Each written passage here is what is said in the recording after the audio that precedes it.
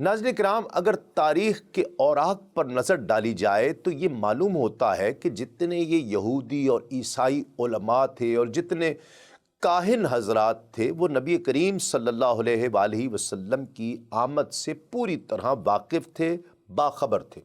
حضور نبی کریم صلی اللہ علیہ وآلہ وسلم کی علامات اور صفات ان کو ذہن نشین تھیں، اور وہ آپ صلی اللہ علیہ وآلہ وسلم کی آمد کے منتظر بھی تھے۔ انہی میں سے قس بن ساعدہ الایادی، ورقہ بن نوفل، شتیح، شق بن انمار اور ابن الحیبان، یہ سب شخصیات شامل تھیں۔ حضرت ابن عباس رضی اللہ تعالی عنہما سے روایت ہے کہ انہوں نے کہا کہ جارود بن عبداللہ جو اپنی قوم کے سردار تھے، وہ رسول کریم صلی اللہ علیہ وآلہ وسلم کی خدمت اقدس میں حاضر ہوئے اور عرض کیا کہ اس ذات کی قسم جس نے آپ کو حق کے ساتھ مبعوث فرمایا ہے، میں نے تورات میں حضور کی صفت پڑھی ہے، حضرت مسیح علیہ السلام نے آپ کی آمد کی بشارت دی ہے، میں بھی گواہی دیتا ہوں کہ کوئی معبود نہیں سوائے اللہ کے، اور آپ محمد رسول اللہ صلی اللہ علیہ وآلہ وسلم ہے۔ جارود بھی ایمان لایا اور اس کی قوم بھی مشرف اسلام ہوئی۔ حضور نبی کریم صلی اللہ علیہ وآلہ وسلم کو اس سے انتہائی مسرت ہوئی۔ حضور نبی کریم صلی اللہ علیہ وآلہ وسلم نے پوچھا کہ اے جارود، وفد عبد القیس میں کوئی ایسا آدمی بھی ہے جو ہمیں قس بن ساعدہ الایادی کا تعارف کرائے اور اس کے حالات سے آگاہ کرے؟ جارود نے کہا، یا رسول اللہ، ہم سب اس کو جانتے ہیں، اور میں تو وہ شخص ہوں جو اس کے پیچھے پیچھے چلا کرتا تھا۔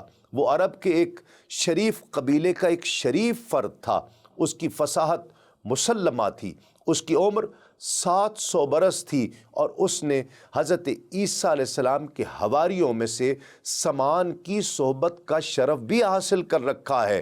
وہ اللہ رب العزت کی قسم کھا کر کہہ رہا ہے کہ یقیناً کتاب اپنی مقررہ مدت کو پہنچے گی، اور ہر عمل کرنے والوں کو اس کی عمل کی پوری جزا دی جائے گی۔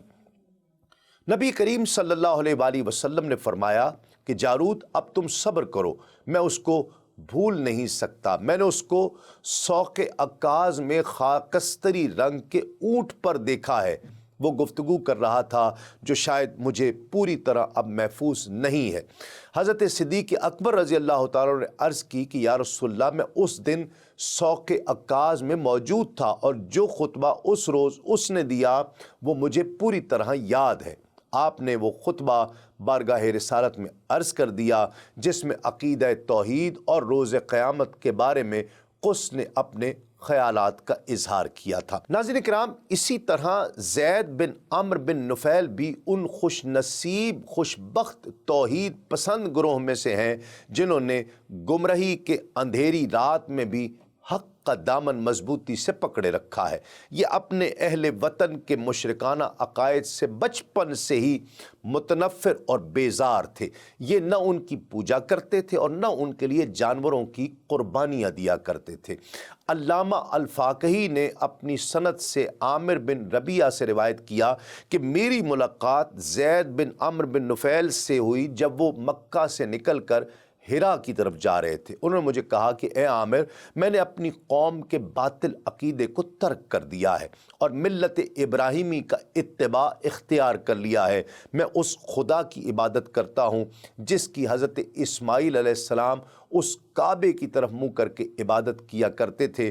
میں ایک نبی کا انتظار کر رہا ہوں جو حضرت اسماعیل علیہ السلام کی اور پھر جناب عبد المطلب کی پشت سے ہوگا، لیکن میرا خیال ہے کہ اس نبی کا زمانہ میں پا نہیں سکوں گا۔ سنو، میں اس نبی پر ایمان لے آیا ہوں، اس کی تصدیق کرتا ہوں اور گواہی دیتا ہوں کہ وہ اللہ کا سچا نبی ہے۔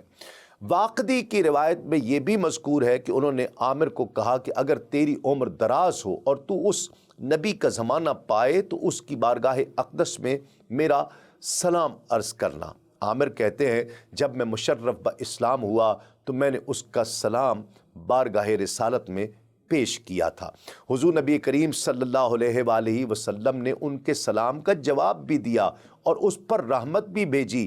فرمایا میں ان کو جنت میں دیکھ رہا ہوں، اس حال میں کہ وہ اپنی چادر کا پلو گھسیٹتے چلے جا رہے ہیں۔ زید نے حضور نبی کریم صلی اللہ علیہ وآلہ وسلم کی زیارت کا شرف تو حاصل کیا، لیکن حضور کے مبعوث ہونے سے پہلے انتقال کر گیا۔